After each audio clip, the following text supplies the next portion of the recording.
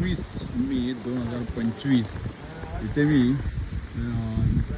निवती बीचला आलेलो आहे. हा माझ्या समोर याबद्दल इकडे बघा निवती बीच आहे. हा निवती बीच आहे सगळं.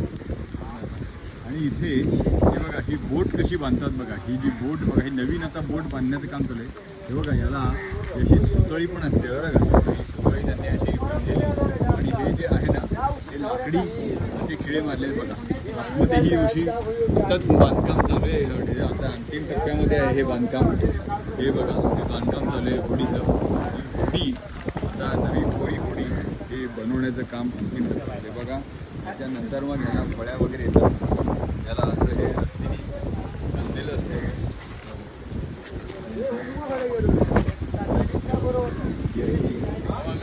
बांधकाम चालू. अजून किती दिवस लागतील हे बनायला?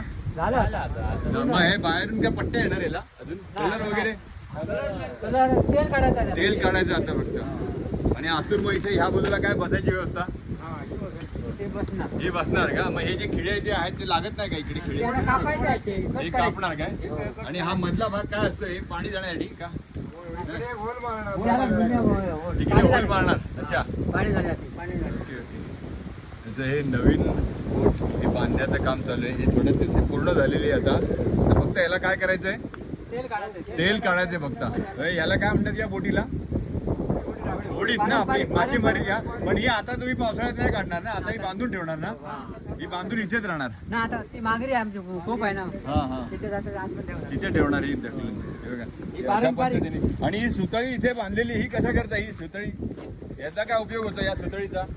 खाली हे जे सुतळी ही व्हायच्यासाठी बन आहेत ना. पाणी जाऊ नये म्हणून कांद्यावर फिटिंग केलेलं आहे. नारळाचे किशी आहेत. त्याच्यामध्ये नारळाचे किशे आहेत काय? हा हे बघा हे आतमध्ये जे आहेत ना हे नारळाचे किशे आहेत आणि त्याच्यावरती सुतळी बांधलेली आहे. त्याच्यानंतर वरती सूत घेतलेलं आहे बन म्हणतात त्याला. हे बन म्हणून आहे. आणि हे आता बांधण्याचं काम चालू आहे. आणि अंतिम टप्प्यात ही. आणि काय दुसरं काय? नंतर याला आम्ही तेल घालणार याला. आणि मग अशा प्रकारे ही नारळी पौर्णिमेनंतर ह्या बोटीचं उद्घाटन होईल. खूप छान हा नवीन प्रकार आपण होडी बांधणीचा आपल्याला बघायला मिळाला. पारंपरिक होडी आहे ही. पारंपरिक पद्धतीने ही मासेमारीला ही जाते ही होडी. हे रापण करता ही होडी वापरतात. इथे आता पाऊस असते त्यामुळे आज काय तुम्हाला रापण बघायला मिळणार नाही. आता इथे रापण ही पारंपरिक जी मासेमारी पद्धत आहे ही बघता येते आपल्याला. धन्यवाद.